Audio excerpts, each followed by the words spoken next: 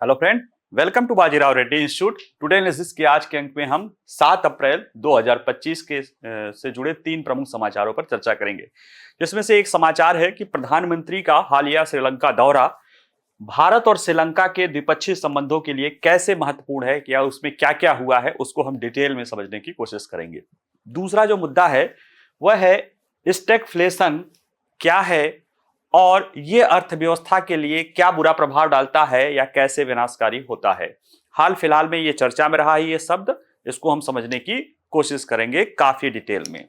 तीसरा जो समाचार है वह है कि देश में स्टार्टअप इकोसिस्टम को बढ़ावा देने के लिए सरकार द्वारा कुछ पहले की गई है। आपको पता होगा कि स्टार्टअप इंडिया जो मिशन है जो वो वर्ष 2016 से 16 जनवरी 2016 से ही चालू है। हाल फिलहाल में सरकार द्वारा उसमें नए सिरे से जो है बल देना शुरू किया है। तो आइए जरा सा देखते हैं, जिसमें से पहला है प्रधानमंत्री नरेंद्र मोदी की श्रीलंका यात्रा और इसका भारत श्रीलंका के द्विपक्षीय संबंधों में महत्व। श्रीलंका भारत के प्रधानमंत्री बिम्स्टेक शिखर सम्मेलन को पूर्ण करके वहां से 5 अप्रैल को श्रीलंका की यात्रा पर चले गए थे और वहां पे फिर रहे और कल वो तमिलनाडु और फिर आज वापस आ गए। मतलब कल ही वापस आ गए, पंबन ब्रिज का उद्घाटन किया और फिर आज जो है दिल्ली लौट आए। जो प्रधानमंत्री की श्रीलंका की यात्रा थी वो सिर्फ एक सौहार्द यात्रा नहीं थी, लेकिन कई सारी चीजों में वो महत्वपूर्ण थी। देखिए, जो प्रधानमंत्री जहां खड़ा होके ये ले रहे हैं इस तस्वीर में, ये वो उनका जो है श्रीलंका का वो स्थल है, स्वतंत्रता स्थल है कोलंबो स्थित, जहां पे किसी राष्ट्राध्यक्ष को पहली बार ले जाया गया है और ये भारत के लिए एक महत्व की बात है। ठीक है, प्रधानमंत्री 2005 से लेके 4 बार श्रीलंका की यात्रा कर चुके हैं। आखिरी बार वो 2019 में गए थे और उसके बाद ये गए हैं। और जो सितंबर 2024 में श्रीलंका में कम्युनिस्ट पार्टी की यानी जो वामपंथी विचारधारा वाली राष्ट्रपति बने हैं, बाद में वो संसद में भी काफी बहुमत से जीते हैं, उनकी पहली यात्रा भारत की रही है और वो पहले किसी विदेशी मेहमान को भारत के प्रधानमंत्री के रूप में उन्होंने किया है। इस यात्रा के दौरान एक रक्षा सुरक्षा समझौतों को लेकर बात हुई है और देखा जाए तो जो 35 साल पहले इंडियन पीस कीप IPKF था या भारतीय शांति सेना थी, उसके दुखद अनुभव के बाद फिर से हमारा उस रक्षा के और सुरक्षा के क्षेत्र में, सुरक्षा कहते थे लेकिन रक्षा के क्षेत्र में हमारा और श्रीलंका का समझौता हुआ है। तो इसलिए आइए जरा सा गंभीरता से इसको देखते हैं। 2-3 और मुद्दे छोटे छोटे हैं, जैसे प्रधानमंत्री को वहां का सर्वोच्च नागरिक सम्मान दिया गया है, श्री महाबोधि वृक्ष के बारे में है, जय श्री महाबोधि वृक्ष के बारे में है, अनुराधा नगर के बारे में है। तो आइए थोड़ा थोड़ा करके उसको भी हम देख लेते हैं। पहले कुछ गंभीरता से देखते हैं, फ्री फ्री वाले मुद्दों को बाद में देखते हैं। परिचय के रूप में देखा जाए तो प्रधानमंत्री नरेंद्र मोदी अपने हालिया श्रीलंका दौरे में श्रीलंका के राष्ट्रपति अनुराग कुमार दिसानायके के इस आश्वासन का स्वागत किया कि श्रीलंका अपनी भूमि का इस्तेमाल भारत की सुरक्षा के लिए किसी भी तरह से नहीं होने देगा। और यही वो भारत की अपने सभी पड़ोसी देशों के साथ जो एक कहते हैं ना कि नॉन निगोशिएबल शर्त होती है कि उसके पड़ोसी देशों के साथ उसकी पड़ोसी देशों की जमीन का इस्तेमाल भारत की सुरक्षा के हितों के में न मतलब को नुकसान पहुंचाने में न हो। भारत अपने पड़ोसी, देखा जाए तो भारत दक्षिण एशिया जो उसके आसपास के पड़ोसी देश हैं, या तो जो ओशिनिया में भी या जो सागर द्वीप है, उन सब में देखा जाए तो भारत की एक बड़े भाई के रूप में, एल्डर ब्रदर के रूप में, not big brother, Elder brother के रूप में भूमिका निभाता है, पड़ोसी पक्ष की पहल करता है और एक तरफा यानी बिना किसी रेसिप्रोकल के तहत एक तरफा मदद करता है। बस भारत की जो है चाहत यही है कि हमारे स्ट्रेटेजिक हितों के साथ नुकसान न किया जाए। हम बड़े हैं, हम आपको कंधे पर बिठाए हुए हैं, लेकिन कंधे पे बैठ के हमारे आंख में उंगली मत करो। अगर आंख में उंगली करोगे तो भारत उसको सही करने भी अब जानना, पहले नहीं लेकिन अब धीरे धीरे जो है उसको सही भी करने जानने लगा है। श्रीलंका भी में वही स्थिति थी चीन के प्रभाव में, मालदीव का भी मुइजू का आपने देखा ही है, नेपाल की स्थिति देख ही रहे हैं, बांग्लादेश की स्थिति देख ही रहे हैं। अब भूटान तो एक तरह से प्रोटेक्टेड ही रहा है, हालांकि थोड़ा बहुत वो भी चीन के प्रभाव में रहा है, लेकिन फिलहाल स्थिति वहां पे ठीक ही है। बाकी चीन और पाकिस्तान की तो छोड़ दिया जाए, अफगानिस्तान में भी स्थिति जो है भारत ने अपने फेवर में धीरे धीरे करके कर ली है। तो इसी पूरे संदर्भ में समझना है हमें अपने पड़ोसियों को हम अपने कंधे पर बैठाएंगे क्योंकि बड़े भाई हैं, लेकिन आप हमारे आंख में उंगली करेंगे ये पसंद नहीं। यानी हमारे सुरक्षा को लेकर कोई चिंता हमें नहीं होनी चाहिए। और ये जो है श्रीलंका के राष्ट्रपति ने आश्वासन दिया है।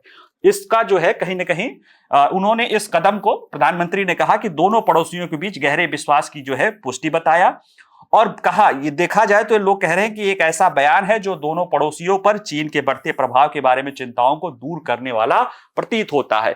इस दौरान जो है प्रधानमंत्री ने तमिल संत तिरुवल्लुवर का एक स्टेटमेंट भी कोट किया, जिसका अर्थ है कि दुश्मन के खिलाफ सच्चे दोस्त की ढाल और उसकी दोस्ती से बड़ी सुरक्षा और क्या हो सकती है। यानी कोई दुश्मन है तो उसमें अगर आपका सच्चा दोस्त है तो उसकी जो ढाल है या उसकी जो उससे बड़ी कोई चीज आदमी, दुश्मन के खिलाफ आपके सच्चे दोस्त से की सुरक्षा, यानी उसका जो दोस्ती से बड़ा कोई सुरक्षा ढाल नहीं होता। यानी प्रधानमंत्री कहीं ना कहीं कह रहे हैं कि हमारी जो सिक्योरिटी जो है इंटरेस्ट है उसमें श्रीलंका एक मजबूत और एक अच्छे दोस्त के रूप में हमारी भूमिका जो है हमारे लिए महत्वपूर्ण है।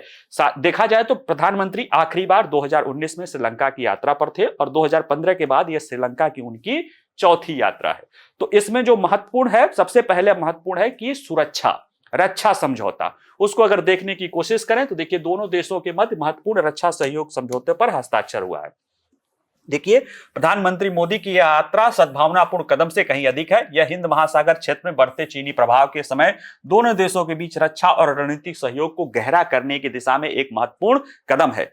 इस यात्रा के दौरान भारत और श्रीलंका के बीच एक अहम रक्षा सहयोग समझौता पर हस्ताक्षर हुए हैं, जो लगभग 35 साल बाद भारतीय शांति सेना आईपीकेएफ की वापसी के बाद दोनों देशों के सैन्य संबंधों में नया मोड़ लाता है। क्योंकि आईपीकेएफ एक इसी तरह की हुई थी जो वहां पे लिट्टे संघर्ष के लिए, अभी हम देखेंगे, लिट्टे के लिए गया था और उसका बड़ा दुखद परिणाम हुआ। हमारे 1200 से ज्यादा सैनिक मारे भी गए थे।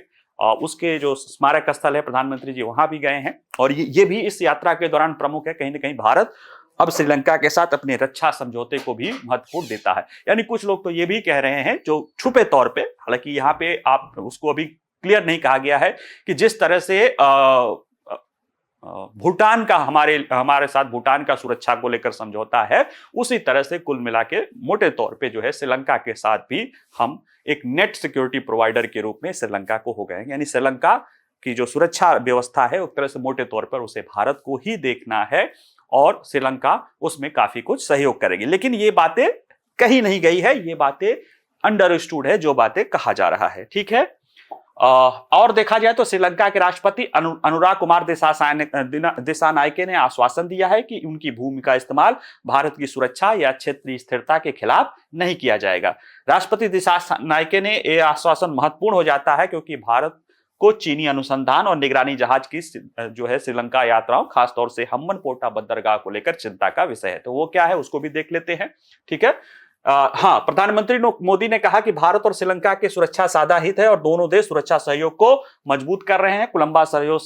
कोलंबो सुरक्षा सम्मेलन, हिंद महासागर संयुक्त सहयोग आदि बातों पे की गई है।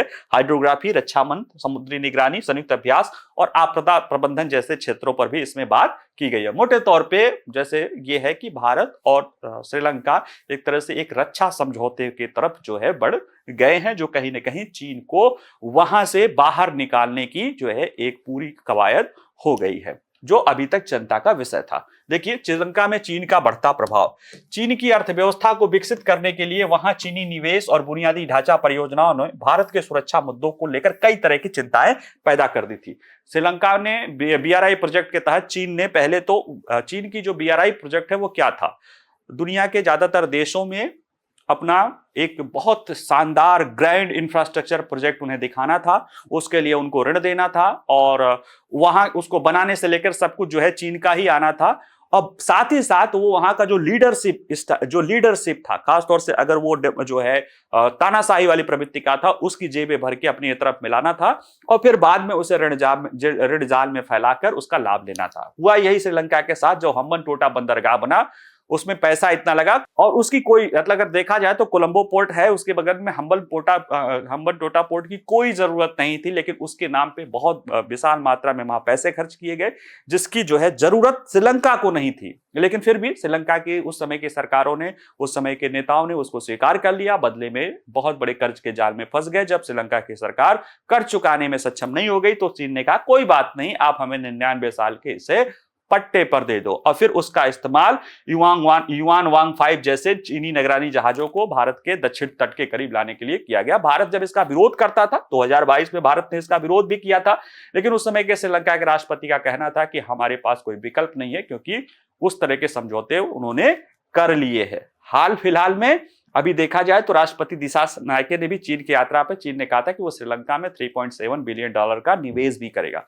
तो इसको लेकर चिंता थी, लेकिन जिस तरह की बात अभी किया जा रहा है वह कहीं ना कहीं ये भारत की जो सुरक्षा, जब अगर भारत की सुरक्षा की श्रीलंका की रक्षा और सुरक्षा समझौता हो जाएगा, जब हमारे वहां पे सिक्योरिटी उपस्थिति रहेगी, तो फिर चीन उस तरह से नहीं हो जाएगा। और राष्ट्रपति ने कहा भी है कि वो स्पष्ट कह दिया है कि अब चीन के जहाज वहां पे नहीं आएंगे। हालांकि जो ये निवेश की बात की जा रही है, ये बेल्ट रोड इनिशिएटिव पहल के तहत है और हम्बनटोटा में एक रिफाइनरी लगाने की बात वहां पे की जा रही है। एक और मुद्दा जो भारत और श्रीलंका के संबंधों में है, जो एक तो चीन का है, दूसरा जो निर्जातीय तमिलों का है, जो उनके उत्तरी हिस्से में जाफना के आसपास जो तमिल लोग रहते हैं, और वो भारत के तमिलनाडु के जो भारतीय मछुआरे या तमिल लोग हैं, उनसे काफी उनका जुड़ाव है। काफी दूर, कितना दूर है ये, काफी जुड़ाव है। और वो एक मुद्दा काफी समय से भारत श्रीलंका के संबंधों को जो है कटु बनाने वाला रहा है।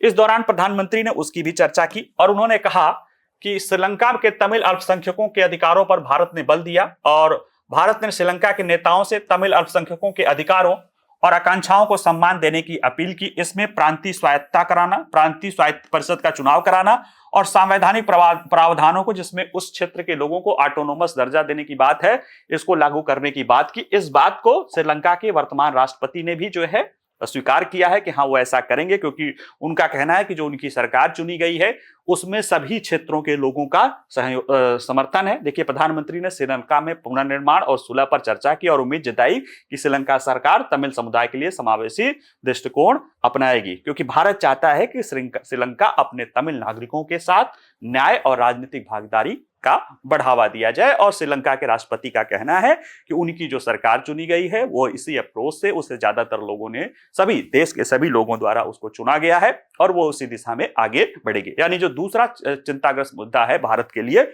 उसको भी भारत ने टैकल करने की कोशिश करी है। जरा द्विपक्षीय संबंधों के बारे में भी संक्षेप से देख लेते हैं। तो देखिए, श्रीलंका भारत के करीब पड़ोसी है, सबसे करीबी पड़ोसी में से एक है और दोनों देशों के संबंध कहा जाता है 25 साल से अधिक पुराने हैं और एक मजबूत सभ्यतागत और ऐतिहासिक जुड़ाव है। और भारत की पहले पड़ोस की नीति यानी नेबरहुड फर्स्ट पॉलिसी, और पहले सागर था, SAGAR, security and growth across region, मतलब हिंद महासागर में सिक्योरिटी और विकास पर बात था, उसको सागर कहे थे। ये प्रधानमंत्री जब 2015 में गए थे, उन्होंने मॉरिशस की यात्रा की थी तो वहां पे चलाए थे। अब फिर से जब मॉरिशस की यात्रा पे प्रधानमंत्री गए थे तो उन्होंने सागर को महासागर कह दिया। महासागर का क्या अर्थ है? Mutual and holistic advancement for security and growth across region. तो security and growth across region था, उसमें म्यूचुअल एंड होलिस्टिक एडवांसमेंट भी शामिल हो गया है। यानी सागर अब महासागर हो गया है, जिसमें परस्पर और एडवांसमेंट मतलब और बेहतर जो है इस सागर पहल जो है उसमें शामिल हो गई है। और इन दोनों नीतियों में श्रीलंका उसका केंद्रीय स्थान रखता है और दोनों देशों के मध्य द्विपक्षीय संबंध परिपक्व और विविधतापूर्ण है, जो समकालीन प्रासंगिकता के सभी क्षेत्रों को शामिल करते हैं। इसमें साझा संस्कृति है, सामाजिक विरासत है, नागरिकों से नागरिकों के बीच का संपर्क है और बहुआयामी साझेदारी इसमें शामिल होती है। अगर हम इसमें देखा जाए कि हमारे द्विपक्षीय संबंधों में विकास सहयोग या डेवलपमेंट असिस्टेंट बहुत महत्वपूर्ण भूमिका अदा करती है। जैसे हमने फिर बताया कि भारत जो नेबरहुड फर्स्ट पॉलिसी कहता है, उसमें देखा जाए तो भारत के जो नेबर है वो बहुत छोटे छोटे और कमजोर देश है। उसमें भारत या तो बिग ब्रदर के रूप में भी कर सकता है या एल्डर ब्रदर के रूप में। भारत एल्डर ब्रदर के रूप में अपनी भूमिका निभाता है, यानी अपने सहयोगियों को अपने साथ अपने कंधे पर बिठा के आगे ले चलने की कोशिश करता है। बस उसकी वही कि हमारे आंख में उंगली मत करो, यही चाहता है। तो विकास सहयोग के रूप में भी भारत का विकास सहयोग दोनों देशों के द्विपक्षीय संबंधों में सबसे महत्वपूर्ण स्तंभों में से एक है। भारत द्वारा श्रीलंका को दी जाने वाली कुल ऋण सहायता $7 अरब से अधिक है, जिसमें रियायती ऋण, भुगतान स्थगन और स्वैप समझौते हैं। साथ ही साथ हम ग्रांट भी देते हैं लगभग $780 मिलियन से अधिक, यानी लगभग 6,000 करोड़ के आसपास जो है हम श्रीलंका को अनुदान भी दिए हुए हैं। और इस विकासात्मक सहायता के अलावा भारत ने 2020 में आर्थिक संकट के दौरान श्रीलंका को लगभग $4 अरब की बहुआयामी समझौता जो है सहायता भी प्रदान की थी, जिसमें कई सारा उनको दिया था उनके लिए पेट्रोलियम खरीद के, यानी ये वो तब दिया था जब श्रीलंका के सामने कोई नहीं समझ में आया था। और यही वो चीज है इसी सहायता के बाद श्रीलंका में भारत के प्रति जो माहौल था वो बदला है। जो चीन की पकड़ थी वो ढीली हुई है, क्योंकि उस समय तक ना यूरोपीय देश सामने आ रहे थे, न यूरोपियन यूनियन सामने आ रहा था, न श्रीलंका सामने आ रहा, न चीन सामने आ रहा था। जब जो है श्रीलंका डिफॉल्ट हो रहा था तो उसको बचाने के में पहली बार कौन सामने आया? भारत आया, और उसने बचाया। जब भारत आया तो इसके बाद यूरोपीय यूनियन भी आ गए, और इसके बाद जो है कहीं ना कहीं चीन को भी मजबूरी में आना पड़ा, और इसके बाद रेस्ट इज हिस्ट्री। आज धीरे धीरे करके श्रीलंका अपने को पुनः विकास की तरफ ले जा रहा है। भारत श्रीलंका द्विपक्षीय व्यापार और वाणिज्यिक संबंध भी एक महत्वपूर्ण संबंध है, बहुत ज्यादा नहीं लेकिन महत्वपूर्ण है। देखा जाए तो ये बड़े भारत श्रीलंका का सबसे बड़ा व्यापारिक साझेदार है में से एक है। 2023-24 में दोनों के बीच व्यापारिक जो है साझेदारी $5.54 बिलियन या अरब डॉलर का रहा है, जिसमें भारत का निर्यात $4.11 अरब डॉलर का है और श्रीलंका का निर्यात 1.42 अरब है। जो अभी वित्त वर्ष समाप्त हुआ है उसमें अप्रैल से नवंबर तक की अवधि में 3.67 अरब डॉलर रहा है, जिसमें भारत का जो है श्रीलंका को निर्यात 2.84 अरब डॉलर रहा है। तो यह स्थिति रही है। निवेश भी हम करते रहे हैं। 2023 तक हमने 2.25 अरब डॉलर का शुद्ध डायरेक्ट जो है एफडीआई किया है, और 2023 में ही 198 मिलियन डॉलर का हमने वहां पे निवेश किया है, और ये निवेश ऊर्जा, आतिथ्य, रियल एस्टेट, विनिर्माण आदि सेक्टर में हो रहा है। तो ये तो पूरा अब तक का जो आपने डिटेल में देखा प्रधानमंत्री यात्रा, उसके महत्व। कुछ जो और प्री के लिए मुद्दा है उसको भी जरा देख लेते हैं। जैसे कि प्रधानमंत्री जो है जयाश्री महाबोधि वृक्ष और ऐतिहासिक शहर अनुराधा भी चर्चा में हो गया, क्योंकि प्रधानमंत्री मोदी इस ऐतिहासिक शहर अनुराधापुर में गए थे, जहां पे जयाश्री महाबोधि वृक्ष है उसका दर्शन भी किया था। तो देखिए ये जो जयाश्री महाबोधि वृक्ष है, ये कहा जाता है दुनिया का सबसे पुराना जीवित पौधा माना जाता है, प्लांटेड, यानी ये ऐसा पौधा है जो लगाया गया है और सबसे पुराना जीवित पौधा है ये माना जाता है। और ये एक शाखा से उगा है जिसे एक भारतीय राजकुमारी संघमित्रा, इसका नाम नहीं, अशोक की जो पुत्री थी संघमित्रा और बौद्धभूषी, उनके द्वारा बोध गया से ले जाके वहां पे लगाया गया है। और ये पीपल का वृक्ष है, और माना जाता है बोध गया कि उस वृक्ष की शाखा से उगा है जिसके नीचे गौतम बुद्ध को ज्ञान की प्राप्ति हुई थी। हालांकि बोध गया वाला वो वृक्ष तो अब समाप्त हो गया था, लेकिन उसके बाद जो वृक्ष लगाया गया है वो माना जाता है कि उसी जर्म प्लाज्मा से हुआ है, और उसी एक वृक्ष की शाखा से ये जयश्री महाबोधि वृक्ष को अनुराधापुर में संघमित्रा जब गई थी, सोचिए अशोक के, इसीलिए कहते हैं ना 2500 साल पुराने संबंध है, वहां पे लगाया गया था। और प्राचीन शहर अनुराधापुर में अन्य बौद्ध मंदिरों के साथ साथ यह वृक्ष बौद्ध धर्मावलंबियों के लिए एक प्रमुख तीर्थ स्थल है, और अनुराधापुर श्रीलंका का यूनेस्को का वैश्विक हेरिटेज स्थल है, एक वैश्विक हेरिटेज स्थल के रूप में यह है। तो ये भी देख लीजिएगा प्री के लिए। अगला जो मुद्दा है वो ये है कि प्रधानमंत्री को श्रीलंका मित्र विभूषण पुरस्कार दिया गया है। देखिए ये है श्रीलंका मित्र विभूषण, इसमें 9 रत्न लगे हुए हैं, चांदी का ये आकृति है, और ये श्रीलंका के द्वारा दिया गया सबसे सर्वोच्च सम्मान है। श्रीलंका में जो एक वहां का रत्न के तरह का सम्मान दिया जाता है, उसे जैसे हमारा भारत रत्न है, हमारे यहाँ पे सर्वोच्च सम्मान भारत रत्न है, उससे ऊपर कोई सम्मान नहीं होता है। श्रीलंका में भी भारत रत्न जैसा इक्विवेलेंट एक सम्मान था, लेकिन 2008 में जो वहां के राष्ट्रपति थे महिंद्रा राजपक्षे, उनके द्वारा एक और सम्मान, इसको पुरस्कार लाया गया जिसका नाम था श्रीलंका मित्र विभूषण। ये विदेशी नेताओं और शासकों को दिया जाता है जो श्रीलंका के साथ मित्रता निभाते हैं, और यह पुरस्कार, इसमें 2014 का जो गजेट है वो कहता है कि यह पुरस्कार सभी पुरस्कारों में सबसे ऊपर है, यानी जो वहां का रत्न सम्मान है उससे भी, जैसे श्रीलंका रत्न है उससे भी ऊपर इस पुरस्कार को श्रीलंका मित्र विभूषण पुरस्कार को माना जाता है, जिसे श्रीलंका के राष्ट्रपति ने प्रधानमंत्री को इससे सम्मानित किया, और प्रधानमंत्री ने इस पुरस्कार को अपने देशवासियों को और भारत और श्रीलंका के मित्रता को समर्पित कर दिया। ठीक है, तो इसको भी जरा देख लीजिएगा। भारतीय शांति सेना, एक महत्वपूर्ण पहलू है कि भारतीय शांति सेना गई थी करीब 87 से 90 के दौरान श्रीलंका में रही थी, राजीव गांधी जी के समय में रही थी, और वो एक हमारा सुरक्षा समझौता एक हुआ था, उस दौरान गई थी लिट्टे को निरस्त करने को लेकर, कि लिट्टे को निरस्त किया जा सके, जिसका कहीं ना कहीं काफी वहां पे काफी लोगों, हमारे सैनिकों की जान भी गई थी। और एक ऐसा मुद्दा था जिन्हें वो गए तो थे भारत के सरकार की वजह से लेकिन उन्हें भुला दिया गया था। क्यों भुला दिया गया था? क्योंकि वो सेंसिटिव मुद्दा हो गया था तमिलों के लिए, तमिल राजनीति से जुड़े हुए लोगों के लिए हो गया था। बाद में हमारे प्रधानमंत्री, अब तो एक पूर्व प्रधानमंत्री की जो है पद को जान भी गंवानी पड़ी थी उसी जो है लिट्टे के आतंकवादियों के लिए। तो ये मुद्दा था, उसको लोग, चूंकि वहां पे था, लोग नहीं जाते थे। प्रधानमंत्री गए थे श्रीलंका में, वहां कोलंबो के पास जो IPKF का जो है भारतीय शांति सेना का स्मारक स्थल है, वहां जाके उन्होंने श्रद्धांजलि अर्पित की है। और देखा जाए तो उस मिशन के बाद भारत ने श्रीलंका के साथ जो है क्या किया है, शांत जो है रक्षा समझौते को प्रगाढ़ किया है। तो कई बार क्या होता है ना कि डिप्लोमेसी में पोस्चरिंग बहुत महत्वपूर्ण होती है। ये दिखा रहा है कि भारत कहीं ना कहीं अब उस पुरानी जो एक झिझक थी उससे आगे निकल गया है। और ये अच्छी बात है, क्योंकि ये जो 1200 से ज्यादा सैनिकों ने अपनी जान गंवाई थी, ये भारत माँ के सपूत थे, भारत सेना के सिपाही थे, जिन्हें भारत सरकार द्वारा भेजा गया था और एक तरह से उन्हें उपेक्षित छोड़ दिया गया था। ठीक है, तो देखिए प्रधानमंत्री नरेंद्र मोदी ने कोलंबो में भारतीय शांति सेना जाकर शहीदी भारतीय सैनिकों को श्रद्धांजलि दी। यह स्मारक लिबरेशन टाइगर ऑफ तमिल इलम या लिट्टे के खिलाफ अभियानों में शहीद हुए भारतीय सैनिकों के याद में बनाया गया था। 87 से 90 के बीच शहीद हुए 1200 सैनिकों के नाम काले संगमरमर पत्थर पर अंकित है वहां पे। और देखा जाए तो भारतीय शांति सेना 87 से 90 के बीच श्रीलंका में शांति अभियान चलाने वाली भारतीय सैन्य सेना की टुकड़ी थी। इसका गठन 1987 में भारत श्रीलंका समझौते के तहत किया गया था, जिसका उद्देश्य क्या था, श्रीलंकाई तमिल आतंकवादी समूहों और श्रीलंकाई सेना के बीच गृह युद्ध को समाप्त कराना था। और इसका मुख्य कार्य विभिन्न उग्रवादी समूहों को निरस्त्र कराना था। तो इसके लिए ये गई थी। और लेकिन वही बताया नहीं कि तमिलों की भावना और इस तरह की चीजों को, पॉलिटिकल और उस तरह की चीजों को देखते हुए भारत ने इन अपने सैनिकों की वीरता को स्वीकार, एक तरह से कहा जाए तो उपेक्षित ही अब तक किया गया था। हालांकि पुनः जो है उनकी स्वीकार किया है। भारत के प्रधानमंत्री का वहां जाना, उनको श्रद्धांजलि देना, ये एक महत्वपूर्ण जो है आप कह सकते हो कि परिवर्तन दिखाई देता है। तो ये भारत के प्रधानमंत्री का श्रीलंका दौरा और उससे जुड़े हुए जो विभिन्न पहलू हैं उसको हमने डिटेल में देखा।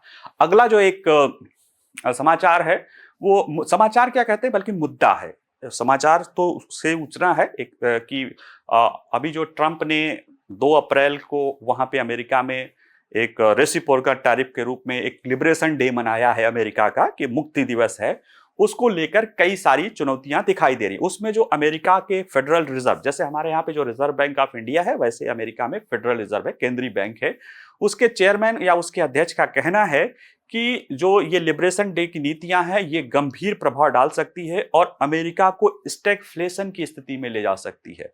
ठीक है, स्टैग्नेशन प्लस इन्फ्लेशन को बोला जाता है, स्टैगफ्लेशन की स्थिति में ले जा सकती है। स्टैगफ्लेशन की स्थिति में यह होता है कि मुद्रास्फीति भी बढ़ जाती है, ग्रोथ रेट घट, यानी समृद्धि, मुद्रास्फीति बढ़ जाती है, समृद्धि दर घट जाती है, और साथ ही साथ उसमें जो है रोजगार की जो स्थिति होती है वो भी घटने लगती है। यानी कि बेरोजगारी बढ़ जाती है, मुद्रास्फीति बढ़ जाती है और साथ ही साथ ग्रोथ रेट घट जाती है। और ये वैसी स्थिति है जो कि इससे समझिए कि आप एक को सुधारने की कोशिश करेंगे तो उसका परिणाम दूसरे पर दुष्प्रभाव के रूप में आ सकता है।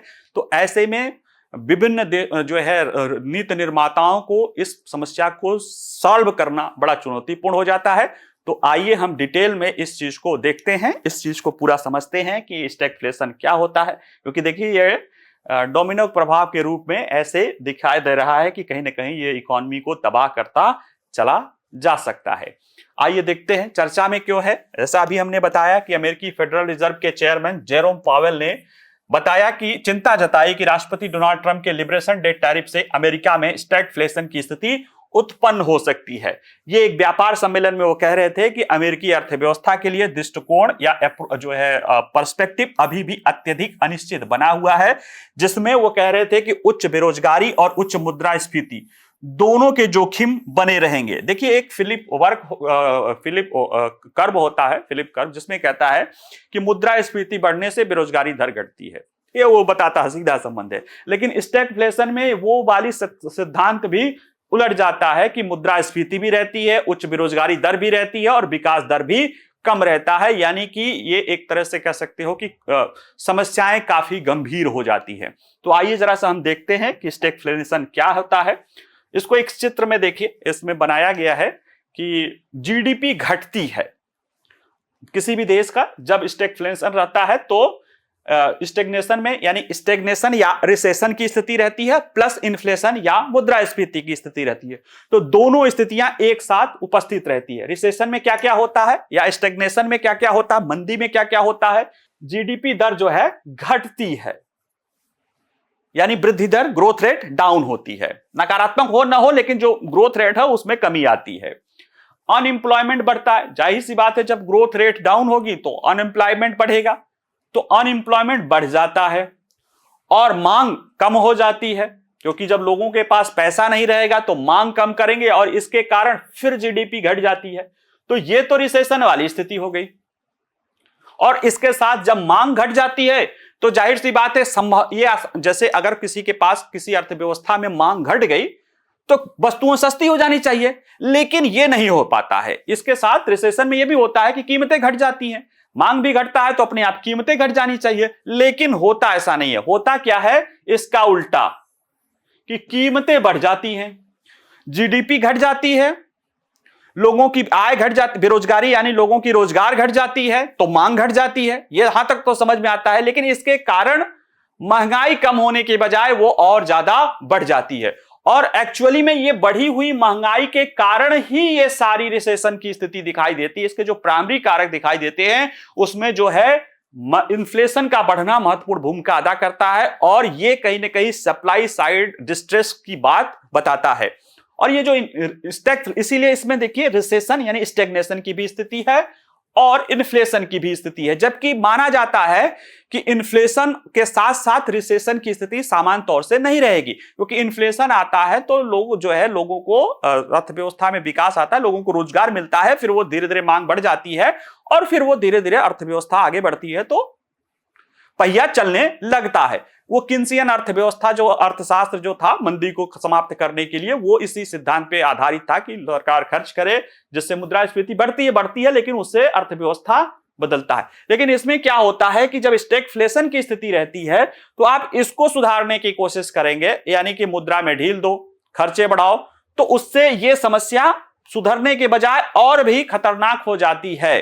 तो इसलिए ये ज्यादा जो है खतरनाक स्थिति अर्थव्यवस्था के संदर्भ में आती है। इसको देखा जाए तो इसमें धीमा विकास दर देखा जाता है, उच्च बेरोजगारी दर पाई जाती है।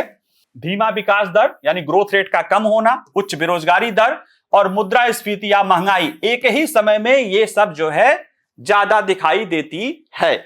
और इससे के लिए नीति निर्माताओं के लिए समस्या का समाधान खोजना मुश्किल हो जाता है, क्योंकि एक समस्या को ठीक करने के लिए दूसरी समस्या और भी बदतर हो जाती है। जैसे कि कभी कभी हम लोगों के साथ भी जीवन में ऐसा होता है कि हमारे मुंह में अक्सर मतलब किसी के भी छाला वाला निकलता है तो ये कहा जाता है पेट की गर्मी की वजह से छाले आदि निकले हैं, और उसके लिए ठंडी चीजें लोग खाते हैं या जो भी दवाएं लेती हैं वो पेट की गर्मी को ठंडा करने के लिए। लेकिन उसी दौरान अगर आपको जुकाम भी हुआ रहे, कोल्ड भी हुआ रहे, तो अगर आप कोल्ड की दवा खाएंगे मतलब उसके लक्षणों को कम करने के लिए, तो ये समस्या बढ़ जाती है।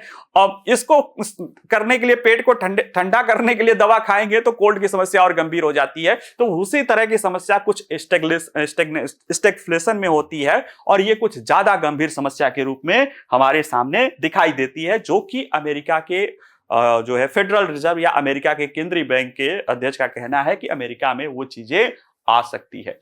इसमें उदाहरण के लिए देखिए कि मुद्रास्फीति को कम करने की कोशिश से बेरोजगारी बढ़ सकती है। अगर मुद्रास्फीति बढ़ी हुई तो उसके लिए क्या किया जाता है, सरकार जो रिजर्व बैंक क्या करेगा, वो टाइट मुद्रा पॉलिसी करेगा, ब्याज दर बढ़ा देगा कि लोगों के पास कम पैसा हो। अब जब लोगों के पास कम पैसा होगा तो लोग कम खर्च करेंगे, उससे क्या होगा कि जो बेरोजगारी बढ़ जाती है, यानी जो पहले से बेरोजगारी है वो और बेरोजगारी बढ़ जाती है। और जबकि नौकरी की वृद्धि को बढ़ावा देने के प्रयास करेंगे, यानी उसको आप लोगों को अर्थव्यवस्था में जो है किन्सियन अर्थव्यवस्था, या आप उसको कह सकते हो कि फिस्कल डेफिसिट का सहारा लेके, राजकोषीय घाटे का सहारा लेके खर्च बढ़ाने की सरकार कोशिश करेगी, और या मुद्रास्फीति को शिथिल करने की कोशिश करेगी, तो फिर मुद्रास्फीति की समस्या हो जाती है। देखिए ये जो स्टैग्फ्लेशन होता है अक्सर ये आपूर्ति पक्ष या सप्लाई साइड के झटकों से उत्पन्न होता है, जैसे कि तेल की कीमतों में अचानक वृद्धि हो जाए, उत्पादन लागत बढ़ जाए और ये मुद्रास्फीति को बढ़ा दे, जबकि समग्र आर्थिक प्रदर्शन को ये नुकसान पहुंचाती है। इसके परिणाम स्वरूप कीमतों में तेज वृद्धि हो जाती है, धीमी आर्थिक गतिविधियां हो जाती हैं और जीवन स्तर में गिरावट और अधिक आर्थिक अनिश्चितता हो जाती है। तो जरा समझें कि स्टैगफ्लेशन और इन्फ्लेशन में क्या होता है कि वस्तुओं की कीमत बढ़ जाती है। अक्सर लोगों के पास पैसा ज्यादा हो जाता है, too money chasing few items, यानी ज्यादा मात्रा में धन कम आइटम को ढूंढे। और ये कहीं ना कहीं जब सप्लाई जो है आपूर्ति से ज्यादा डिमांड हो जाता है, यानी ये डिमांड साइड की समस्या दिखाई देती है, जिसमें लोगों के पास पैसा ज्यादा हो जाता है और वो थोड़ी सी चीजों के लिए उस तरह से आपूर्ति नहीं रहती है, तो उसमें क्या होता है, कीमतें बढ़ जाती है। स्टैगफ्लेशन क्या होता है, जहां मुद्रास्फीति भी अधिक होती है, कीमतें भी अधिक होती है और आर्थिक विकास स्थिर घट रहा है, यानी लोगों के पास आय भी कम हो रही हो और कीमतें भी बढ़ रही होती हैं। यानी कि एक गंभीर समस्या। और ये कीमतें क्यों बढ़ रही होती हैं? क्योंकि सप्लाई साइड की समस्या रहती है। जो वस्तुएं होती हैं उनकी सप्लाई जहां से आ रही उनके श्रृंखला में या उनकी कीमतों में कहीं ना कहीं वृद्धि हो रही होती है। अगर देखा जाए कि इसकी स्थिति कब उत्पन्न होती है, क्यों उत्पन्न होती है, उसके पीछे कारण क्या होता है, तो इसके पीछे कारण है कि आपूर्ति पक्ष की चुनौती बनी होती है। अचानक उत्पादन लागत में जो अचानक वृद्धि हो जाती है तो आपूर्ति पक्ष की चुनौती हो सकती है, जैसे कि तेल कीमतों में वृद्धि। ये हुआ भी था, ये मामला भी चर्चा था। तो जब ओपेक देशों द्वारा 1973 में तेल पर प्रतिबंध लगा दिया गया था, तो तेल की कीमतों का कारण, क्योंकि तेल का या ऑयल का, पेट्रोलियम का अर्थव्यवस्था के उत्पादन पक्ष पे बहुत गंभीर जो है इंटीग्रेशन जुड़ा होता है। इतना इंटीग्रेशन है कि अगर किसी देश की तेल की खपत घट रही है तो यह माना जाता है कि उसकी विकास दर कम होने लगती है। अभी हाल फिलहाल में चीन द्वारा अपनी विकास दर को 4.5% के आसपास दिखाया जा रहा है, लेकिन जब उसकी तेल खपत को देखा जा रहा है तो ये कहा जा रहा है कि ये झूठ बोल रहा है, क्योंकि इसकी तेल की खपत कम हो रही है। तो ये कहीं ना कहीं इसके कारण तेल प्रतिबंध लगा दिए थे ओपेक देश, कीमतें बढ़ी, बहुत बढ़ी, जिसके कारण जो है अचानक उत्पादन लागत बढ़ गया, यानी मुद्रास्फीति दिखाई दे दी। अब ज्यादा मुद्रास्फीति हो गई और उसके कारण और भी चीजें साथ साथ जुड़ गई, जिसके कारण क्या हुआ, मुद्रास्फीति भी बढ़ी और जो है समृद्धि भी घटी और उसके कारण रोजगार भी गया और अंततः इन्फ्लेशन, कीमतें बढ़ गई और नौकरी छूट गई और आर्थिक विकास कम हो गया, स्टैग्नेशन, दोनों की परिस्थितियां वहां पे दिखाई दी। तो आपूर्ति पक्ष की जो चुनौती है एक गंभीर इसके कारण के रूप में आती है। साथ ही साथ खराब आर्थिक नीतियां, सरकार द्वारा लगातार खराब आर्थिक नीतियां जो है वो मुद्रास्फीति को बढ़ाई दे सकती। बहुत ज्यादा विनियमन कर दो, ठीक है, बाजार हस्तक्षेप को नुकसान पहुंचा दो, जबकि मुद्रा की आपूर्ति में बहुत तेजी से वृद्धि हो सकती है, तो उसके कारण भी यह स्थिति उत्पन्न हो सकती है। लगातार मुद्रास्फीति भी बनी रहे तो वो भी स्टैगफ्लेशन को ला सकती है। क्यों ला सकती है? क्योंकि लगातार मुद्रास्फीति के बाद सप्लाई साइड की जो अगर चुनौती नहीं भी है तो लोगों की क्या होती है, लोगों की बचत कम हो जाती है। जब बचत कम हो जाती है किसी देश की अर्थव्यवस्था में, लगातार मुद्रास्फीति बनी रहे, तो उसका प्रभाव सेकंड वाले प्रभाव पर आपूर्ति पक्ष पर भी पड़ने लगता है। कैसे? अभी इसी चीज को लेकर जो है, पहले ये बता देते हैं फिर ये बताते हैं कि इसी चीज को लेकर क्या हुआ था कि लगातार मुद्रास्फीति बढ़ने से जो लोगों की जीवन खर्चा है वो लागत बढ़ जाती है और उनकी बचत बहुत कम होती है। जब बचत बहुत कम होती है तो फिर उनकी मांग जो है आप कम होने लगती है, यानी अर्थव्यवस्था में मांग कम होने लगती है। अर्थव्यवस्था में निवेश जो है, लोगों का जो है मांग कम होगा तो जो निवेशक है उस जो उत्पादन कर रहा होता है फिर वो उत्पादन बिकेगा नहीं, तो अंततः उसकी जो है उत्पादन घटने लगती है और फिर निवेश भी नहीं होता है। और जब उत्पादन भी कम होने लगता है तो अर्थव्यवस्था में जो है स्लोइंग की स्थिति जो है, स्लो ग्रोथ रेट की स्थिति दिखाई देने लगती है, जिसे स्टैग्नेशन कहा जाता है। और इसके कारण फिर वो समस्या उत्पन्न हो सकती है। हाल फिलहाल में जब आरबीआई पर दबाव बन रहा था कि आरबीआई गवर्नर पे एक ही लोग कह रहे थे कि आप जो है मुद्रास्फीति को कम करो, क्योंकि इसके कारण जो है कहीं ना कहीं ग्रोथ प्रभावी हो रहा है, तो उस समय के जो गवर्नर शक्तिकांत दास थे उन्होंने कहा कि लंबे समय से बनी हुई मुद्रास्फीति अंततः जो है उत्पादन लागत को भी बढ़ा दे रही। तो वो वही स्टैगफ्लेशन वाली स्थिति से डरे हुए थे कि कहीं इन्फ्लेशन बढ़ा रहा है, कहीं वो चुनौती भी नहीं। तो वो दोहरी जो संकट होती है कि एक तरफ मुद्रास्फीति भी ज्यादा है, दूसरी तरफ ग्रोथ रेट भी एकदम गिर रही है, इसको कैसे संभाला जाए। तो एक तरह से थोड़े समय के लिए भारत में स्टैगफ्लेशन की भी स्थिति दिखाई दे रही थी। हाल फिलहाल में तो स्थिति सुधरी है और वो थोड़ा सा समय था, लेकिन फिर भी वो समस्या थी जो भारत में खाद्य क्षेत्र में जो है सप्लाई संकट को लेकर, जो एक सीजनल 2-3 महीने का संकट आता है, टमाटो आलू प्याज की कीमतें बढ़ जाती हैं, उसके कारण दिखाई देता है। अब सोचिए वहीं लंबे समय तक हो जाए,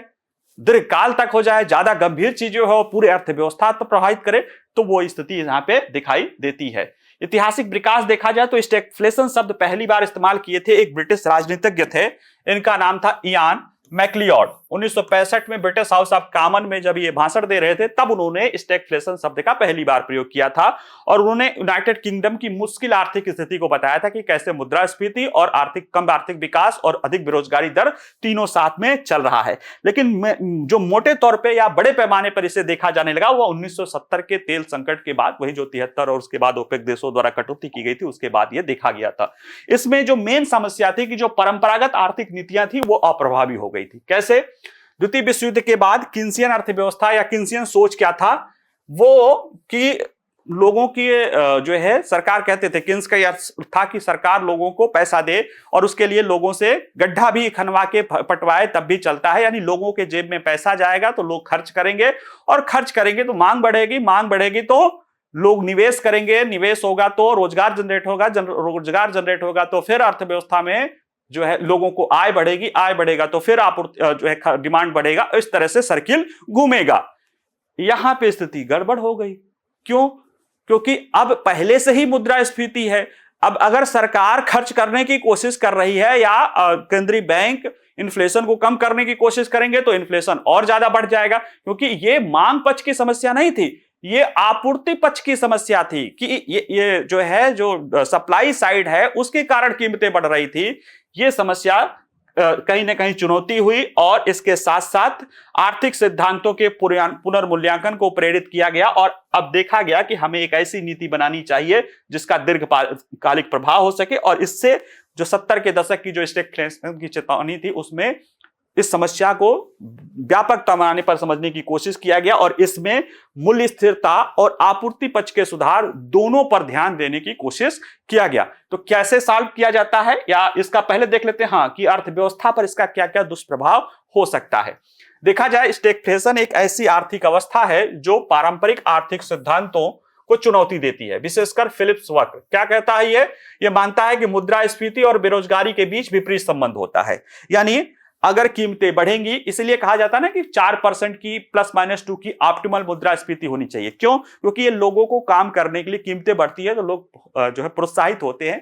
कि मुद्रास्फीति का सामान्य अर्थों में मुद्रास्फीति का अर्थ है कि डिमांड ज्यादा है, लोग डिमांड कर रहे हैं। जब डिमांड ज्यादा होगा तो निवेश ज्यादा होगा, निवेश ज्यादा होगा तो रोजगार ज्यादा क्रिएट होगा, रोजगार ज्यादा क्रिएट होगा फिर लोगों को आय ज्यादा मिलेगा, लोगों को आय ज्यादा मिलेगा तो फिर लोग मांग करेंगे और इस तरह से साइकिल चलती है। तो मुद्रास्फीति कहीं ना कहीं यह माना जाता है कि जब मुद्रास्फीति बढ़ेगी तो बेरोजगारी दर घट जाती है, लेकिन इसमें इसका उल्टा हो जाता है। अधिक मुद्रास्फीति और अधिक बेरोजगारी दर एक साथ ही पाई जाती है और इससे नीति निर्माताओं के सामने एक जटिल दुविधा खड़ी हो जाती है कि मुद्रास्फीति को कम करें कि बेरोजगारी को कम करें, और एक को संभालने की कोशिश करेंगे तो दूसरा प्रभावित हो ही जाता है। इस स्थिति में बढ़ती कीमतें लोगों की वास्तविक आय को कम कर देती हैं, जिससे उनकी क्रय शक्ति घटती है, फिर वे कम खर्च करते हैं। इसका सीधा असर पूरे देश की आर्थिक गतिविधियों में मंदी के रूप में दिखाई देने लगता है। और अगर देखा जाए तो व्यवसायों के लिए भी यह समय चुनौतीपूर्ण होती है। क्यों? एक और उनके कच्चे माल की कीमतें बढ़ी रहती है, उत्पादन की बढ़ती लागत का उनको सामना करना पड़ता है, दूसरी तरफ उन्हें सब जो है आप डिमांड पक्ष में भी, मांग में भी गिरावट होती है। ऐसे में उनके अपने मुनाफे की संकट रहता है, जिसके कारण निवेश भी घटने लगता है। स्टैगफ्लेशन का एक गंभीर सामाजिक प्रभाव यह है कि यह आय असमानता को भी बढ़ावा देती है। बढ़ती महंगाई निम्न आय वालों को ज्यादा प्रभावित करती है क्योंकि उनकी अधिकांश आय आवश्यक वस्तुओं पर ही खर्च करने में चली जाती है। साथ ही बढ़ती बेरोजगारी रोजगार के अवसर और कमाई की संभावना को भी कम कर देती है।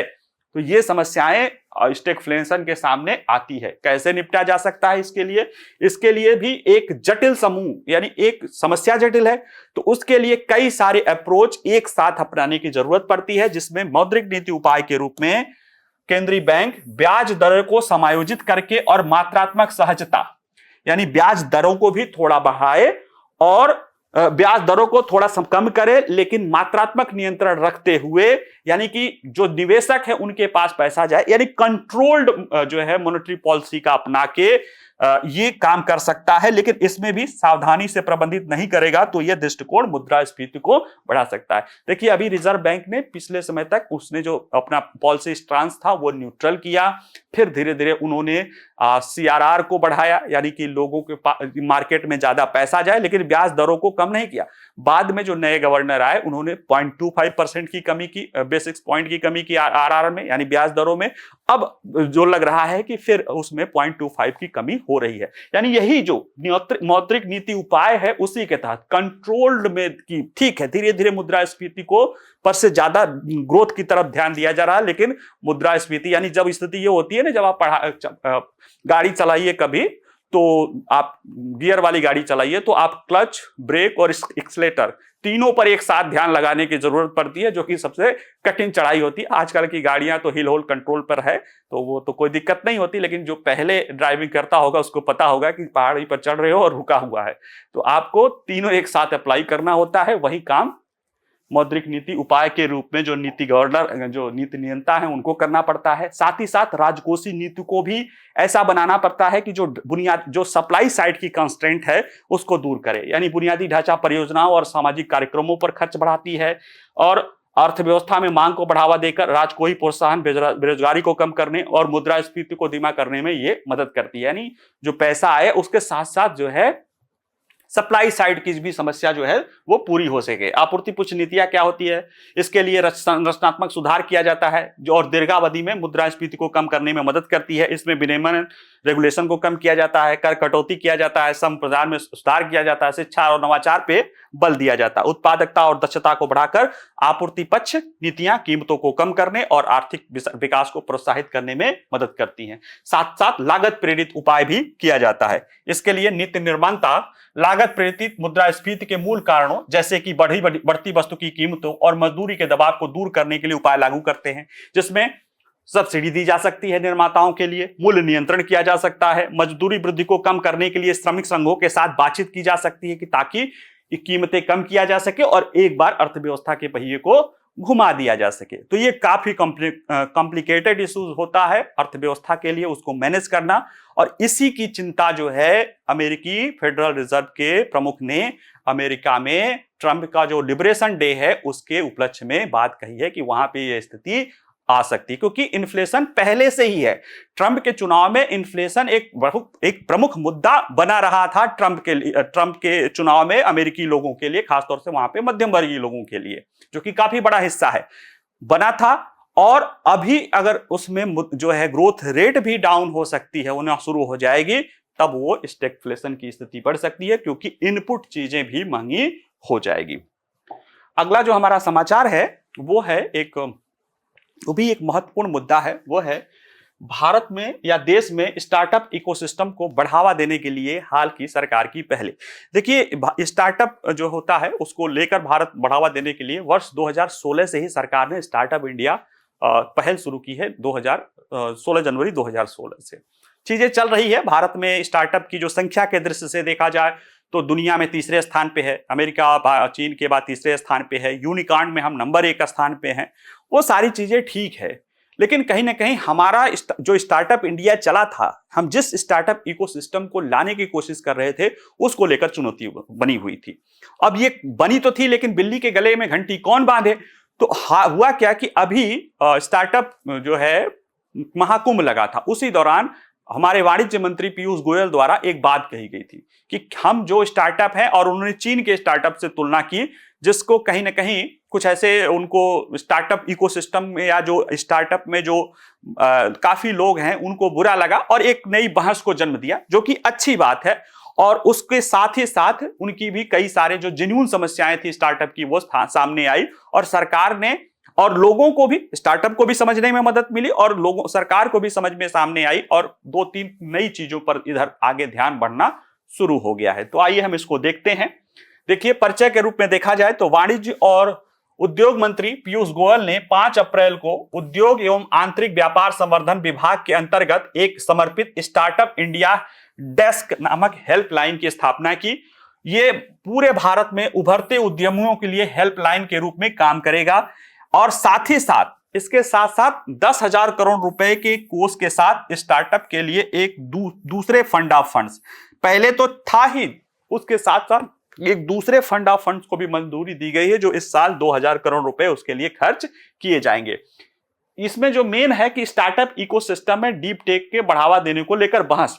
देखिए, वाणिज्य मंत्री पीयूष गोयल द्वारा यह घोषणा उनके द्वारा भारत के स्टार्टअप इकोसिस्टम पर दिए गए एक बयान में आई, जिसने उद्यमिता, नवाचार और डीप टेक को बढ़ावा देने पर बहस कर दिया। वाणिज्य मंत्री ने या कॉमर्स एंड इंडस्ट्री मिनिस्टर ने कहा क्या था? देखिए, उन्होंने कहा था स्टार्टअप महाकुंभ में कि डिलीवरी बॉयज और गर्ल्स से ध्यान हटाकर सेमीकंडक्टर, रोबोटिक्स और एआई जैसे उच्च तकनीकों वाले क्षेत्रों पर ध्यान केंद्रित करने का उन्होंने आग्रह किया था। उन्होंने कहा था कि हम जब तुलना किए थे तो कहे कि हमारे यहाँ पे स्टार्टअप क्या है, वो सस्ते श्रम मिल जा रहा है, उसके यानी जो गिग्स वर्कर हैं, डिलीवरी बॉयज और डिलीवरी गर्ल का, उनका इस्तेमाल करके हम क्या कर रहे हैं, एक तरह से किराना की दुकानें चला रहे हैं। जबकि चीन क्या कर रहा है, वहां पे डीप टेक में इन्वेस्टमेंट कर रहा है। तो उनका कहना है कि अगर हमें किराना की दुकान ही चलाना है तो फिर स्टार्टअप क्या करना है? आप स्टार्टअप का अर्थ है कि कुछ नए तरह से चीजों को करो।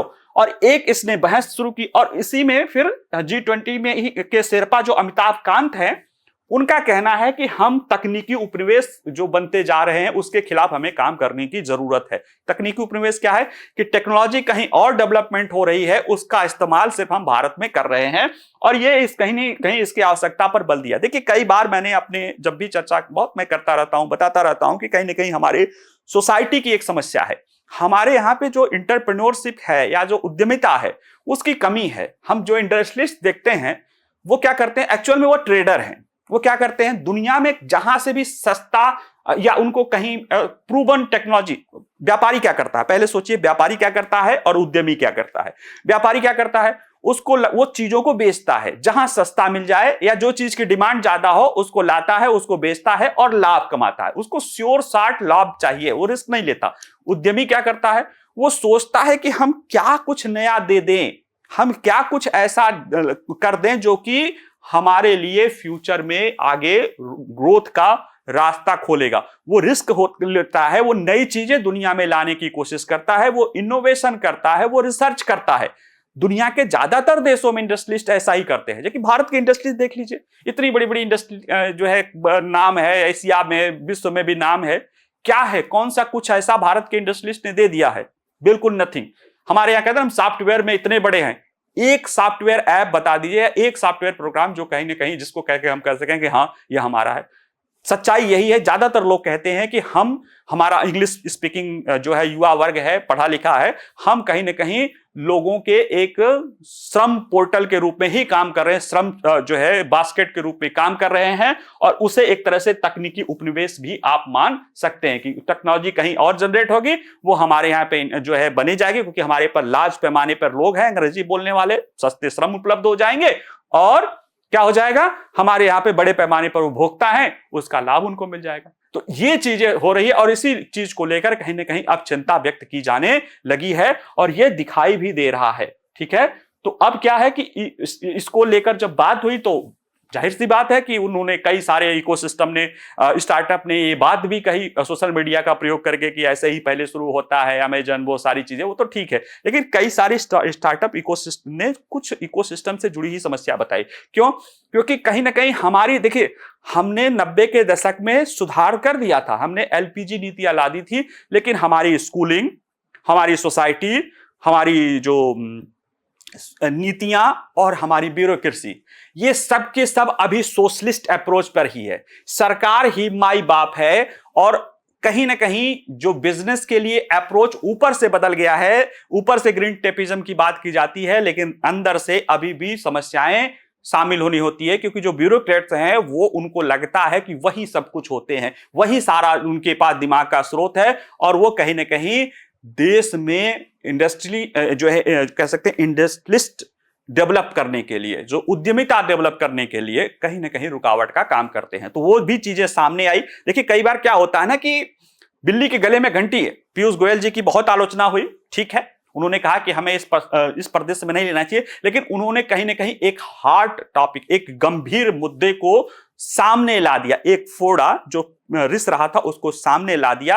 अब इस पे चर्चा शुरू हो गई, नॉर्मल लोग भी चर्चा शुरू कर देंगे, तो कहीं ना कहीं नीचे से आया कि देखिए सरकार नीति तो बन गई थी, लेकिन जो उसको लागू करने वाले लोग हैं वहां पे या राज्य स्तर पे कई सारी चुनौतियां सामने आई। तो उसी को दूर करने के लिए अब स्टार्टअप इंडिया के तहत जो DPIIT है उसके तहत क्षेत्रीय भाषाओं के लिए एक साधारण 4 अंकों का टोल फ्री नंबर दे दिया गया, जिसके तहत संसाधन और मार्गदर्शन मिल सकता है। इसमें उद्यमियों के लिए चिंताओं को व्यक्त करने, पारिस्थितिकी तंत्र में सुधार का सुझाव देने और उनके सामने आने वाली किसी भी चुनौती को चिन्हित करने के लिए एक महत्वपूर्ण उपकरण के रूप में इसे स्थापना कर दिया। दूसरा काम क्या किया गया, स्टार्टअप के लिए दूसरा फंड ऑफ फंड्स बनाया गया, जो कि एक फंड्स ऑफ फंड चल रहा है, लेकिन एक दूसरा फंड्स ऑफ फंड चला गया है जो कि डीप टेक में निवेश करने वाले स्टार्टअप के लिए होगा। क्योंकि कई बार यह मामला आया कि हमारे यहां पे फंड की समस्या है। देखिए, अगर अर्थव्यवस्था के क्षेत्र की तरफ देखा जाए तो 2 तरह की अर्थव्यवस्थाएं हमारे सामने दिखाई देती है, एक है चीन और एक है अमेरिका। अमेरिका में क्या है कि वहां पे जो बड़े टेक कंपनियां हैं उनके द्वारा रिसर्च को फंड किया जाता है और उनके द्वारा जो है स्टार्टअप को मिलजुल के जो है पैसा फंडिंग कर दी जाती है और चीजें वहां पे चलता है, नए नए इनोवेशन कराए जाते हैं। ठीक है, उसके लिए वो टैलेंट जहां से भी मिल जाता है उसको H1B वीजा से लाके कर देते हैं। दूसरी तरफ चीन है, चीन में ये काम वहां की सरकार जो है फंडिंग करती है, ढेर सारा फंडिंग करती है। और भारत में क्या है कि हमने नीतियां तो लोकतांत्रिक या नव उदारवादी रख रखी है, लेकिन व्यवस्था अभी सोच सरकार की है। अभी स्टार्टअप को भी चाहिए कि सरकार करे। हमारे यहां पे इतने बड़े बड़े उद्योगपति हैं, इतने बड़े बड़े उद्योग घराने हैं, किसी स्टार्टअप को फंडिंग उनके द्वारा नहीं दिया। उनको तो बस ठीक है, बना बनाया चीज मिल जाए और उसको बना लिया जाए। हां, अब रक्षा के क्षेत्र में दिखाई देने लगा है, क्योंकि कई सारे उद्योगपति आए हैं कि हम एमका के लिए जो है इंजन खुद बनाएंगे। तो रक्षा के क्षेत्र में पिछले 1, 2, 3 सालों में अब स्टार्टअप काम करना शुरू कर दिया है। अब लोगों को जो इकोसिस्टम है, देश की इंडस्ट्रियलिस्ट इकोसिस्टम है, वो काम कर रही है। और क्षेत्रों के लिए हमें बहुत जरूरत है, बहुत गंभीर क्षेत्र हैं जिनमें हमें काम करने की जरूरत है और उसमें स्टार्टअप को लाने की जरूरत है। तो स्टार्टअप बेचारे हमारे यहाँ पे क्या, उनके पास पैसे बहुत कम होते हैं, काम करने की जरूरत है, पूंजी कौन लगाए, क्योंकि इसमें गेस्टेशन पीरियड बहुत ज्यादा होता है। लंबे समय पर बात रिसर्च होगा, फेल होगा कि नहीं, पास होगा तो पैसा मिलेगा कि नहीं मिलेगा, तो वो चीज होती है। तो उसमें प्राइवेट पूंजी नहीं जा रही है, तो सरकार को ही फंड ऑफ फंड्स के रूप में सामने आने की जरूरत है। तो सरकार ने एक दूसरे फंड ऑफ फंड की घोषणा की है और यह कहा है कि जो है मंजूरी देने की बात, देखिए वाणिज्य मंत्री ने कहा कि नवाचार इकोसिस्टम को बढ़ावा देने के लिए स्टार्टअप के लिए दूसरे फंड ऑफ फंड को मंजूरी देने की घोषणा की गई, जिसमें 10,000 करोड़ रुपए का कोष होगा। इसमें से पहली किस्त के रूप में 2,000 करोड़ कोष सिडबी को वितरित किए जाएंगे। इस फंड का एक महत्वपूर्ण हिस्सा छोटे स्टार्टअप के सीड फंडिंग के लिए और किया जाएगा, जो उभरती प्रौद्योगिकियों में नवाचार का समर्थन करने के लिए आरक्षित किया जाएगा। इसमें अगर देखा जाए तो डीप टेक स्टार्टअप को बढ़ावा देने की बात है। इसमें डीप टेक में क्या क्या आता है, ऐसी टेक्नोलॉजी जो काफी महत्वपूर्ण हो, क्रिटिकल हो, जैसे कि artificial intelligence, robotics, machine learning, quantum computing, precision manufacturing यानी बहुत सटीक स्तर पे मैन्युफैक्चरिंग करने के लिए टेक्नोलॉजी, बायोटेक, सेमीकंडक्टर डिजाइन जैसी अत्याधुनिक क्षेत्रों पर जो केंद्रित स्टार्टअप है, उनके लिए फंडिंग के लिए प्रयास किया जा रहा है। और सरकार का लक्ष्य है कि शुरुआती चरण में ही वित्तीय सहायता प्रदान करके डीप टेक स्टार्टअप के विकास को बढ़ावा देना हो, खासकर उन क्षेत्रों में जहां पूंजी आवश्यकताएं और लंबी अवधि की गेस्टेशन पीरियड की या लाभप्रदता अवधि का सामना करना पड़ता है। ऐसे में निजी क्षेत्र सामने नहीं आ रहा है। उल्लेखनीय है कि पारंपरिक फंडित स्रोत अक्सर ऐसे उच्च जोखिमों वाले उपक्रमों को नजरअंदाज कर देते हैं जो भारत के लिए वैश्विक नवाचार लक्ष्यों के लिए महत्वपूर्ण है। अभी ChatGPT OpenAI के नाम सुना है? कई सारे टेक कंपनियों ने मिलकर OpenAI बनाया था, हमारे एलन मस्क भैया भी थे उसमें शामिल, लेकिन उनको कुछ समय के बाद लगा अरे यार बेकार है, इससे कुछ लाभ होने नहीं है, वो निकल लिए। और जब निकल लिए तो ChatGPT आगे आ गया। अब वो कह रहे हैं कि हमें खरीद दो, हमें बेच दो, हमें बेच दो। ठीक है, तो कहीं ना कहीं वो अमेरिका का है, चीन का अलग है, वहां राज्य फंडेड करता है। भारत में समस्या ये है कि इंडस्ट्रियलिस्ट आते नहीं है सामने, उनकी भी अप्रोच है कि हम क्यों करें, सब सरकार करे, जब बन बना जाएगा तो खरीद लेंगे, नहीं तो हम विदेश से खरीद के, विदेश से टेक्नोलॉजी खरीद के हम यहाँ पे बना के अपना बड़े पैमाने पर जो है लाभ कमाएंगे। तो ये अप्रोच कहीं ना कहीं, और इसमें समाज का भी अप्रोच है कि हमें रिस्क लेने की जरूरत नहीं। अब एक बार मैं किसी डिस्कशन में सुन रहा था कि होता है कि जब हम अपने छोटे बच्चों से पूछते हैं क्या बनोगे, हमें अप्रोच बदलना पड़ेगा, क्या बनाओगे। तो जब तक अप्रोच नहीं होगा तब तक सरकार की भी पहल, वो सारी चीजें चल रही है। लेकिन अच्छी बात है, ऐसे डिस्कशन होने चाहिए, ऐसे विवाद होने चाहिए जिससे समाज की कोई कमी हो, व्यवस्था की कोई कमी हो तो सामने आ जाए, और उसको दूर करने के लिए जो है पहल भी शुरू हो गई है। इसके साथ साथ इसी में स्टार्टअप के लिए बुनियादी ढांचा भी होती, कम पैसे होते हैं, उसके लिए भी गोयल ने कहा कि शुरुआती चरण के उद्यमियों को और अधिक सहायता देने के लिए सिडबी जो स्मॉल बैंक है उनसे कहा गया कि हर राज्य में कम से कम एक सहायता केंद्र स्थापित करने का आग्रह किया, जो उद्यमियों को आवश्यक बुनियादी ढांचे और जो है साझा सुविधाएं प्रदान कर सके। इससे क्या होगा कि यह सुनिश्चित करने की आवश्यकता है कि प्रत्येक उभरते उद्यमी को अपने उद्यम को आगे बढ़ाने के लिए आवश्यक बुनियादी ढांचे तक प्रयुक्त प्रसार हो। तो जो सरकार की हालिया है कि जो डीप टेक में जो है स्टार्टअप, सही स्टार्टअप काम कर रहे हैं, उनके लिए उनकी जो कोई समस्या हो तो उसके लिए सहायता पोर्टल बन रहा है, एक अलग से फंड बना है जो उनकी पूंजी की या सीड फंडिंग की आवश्यकता करेगा, और बुनियादी ढांचे से भी जुड़ी अगर कोई समस्या हो तो उसके दूर करने के लिए भी सरकार पहल कर सकती है, जिसका स्वागत करना चाहिए। तो कहते हैं ना कि दाग अच्छे हैं धुल जाएंगे, तो कई बार विवाद अच्छे होते हैं, पीयूष गोयल जी को झेलना पड़ा, लेकिन इसके कारण कहीं ना कहीं हमारे स्टार्टअप इकोसिस्टम को लेकर समस्या जो थी वो दूर हो गई। हालांकि स्टार्टअप इकोसिस्टम को थोड़ा जान ले कब से शुरू हुआ, तो स्टार्टअप इंडिया कार्यक्रम के तहत शुरू हुआ था। ये भारत में स्टार्टअप संस्कृति को बढ़ावा देना था। इसमें भारत में नवाचार और उद्यमिता के लिए एक मजबूत और समावेशी पारिस्थितिकी तंत्र का निर्माण करना था। 16 जनवरी 2016 को इस पहल के शुभारंभ के बाद से ही स्टार्टअप ने कई सारा समर्थन किया और नौकरी चाहने वालों की अपेक्षा नौकरी देने वालों की प्रथा बनाया गया। इसमें जो पहल की गई कि इंक्यूबेशन सेंटर, उन्नत बुनियादी ढांचे, पढ़ लीजिएगा, ये सारी चीजें की गई हैं। ठीक है, देखिए स्टार्टअप क्या होता है और क्यों वाणिज्य मंत्री ने वो आलोचना क्यों, दोनों को समझिए। स्टार्टअप तो ये भी हो सकता है कि मैं जाऊं कोई दुकान खोल लूं, या जो पहले से कोई आइडिया सेट पैटर्न चल रहा है उसी में कुछ नए तरीके से करके हम आगे बढ़ जाएं।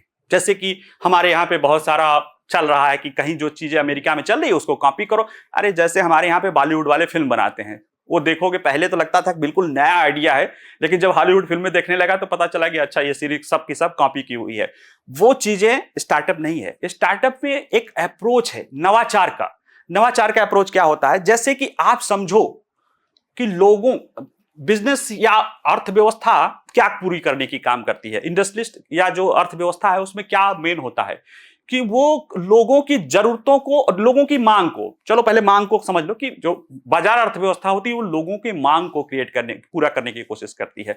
कई बार जो मांग चल रही है उसको पूरा करो। जो स्टार्टअप होता है ना, वो लोगों की मांग को क्रिएट करो, या लोगों की ऐसी समस्याएं हैं जिन्हें जो पूरा कर दो तो लोगों का जीवन बेहतर हो जाए, यानी लोगों के लिए बेहतर अवसर, नई चीजें, ये सब बाहर लाने के लिए जो है अप्रोच जो होती है वो स्टार्टअप के तहत होता है, जो कि कहीं ना कहीं भारतीय स्टार्टअप में ये कमी दिखाई दे रही है। वो सीधे सीधे जो अमेरिकी कल्चर रहा है उसी को अपनाया, इसको नए तरीके से यहाँ पे शुरू कर रहे हैं। तो कहीं ना कहीं गोयल जी का भी कहना सही है, कहीं ना कहीं जो उनके कहने के बाद जो सरकार की आलोचना या सरकारी मशीनरी की आलोचना की गई वो भी सही बात है, वो भी जो भुगता है वो जानेगा। और ये जो होना चाहिए ये एक सही चीज हो रहा है। अब देखते हैं कि इसमें चीजें कैसे आगे बढ़ती है।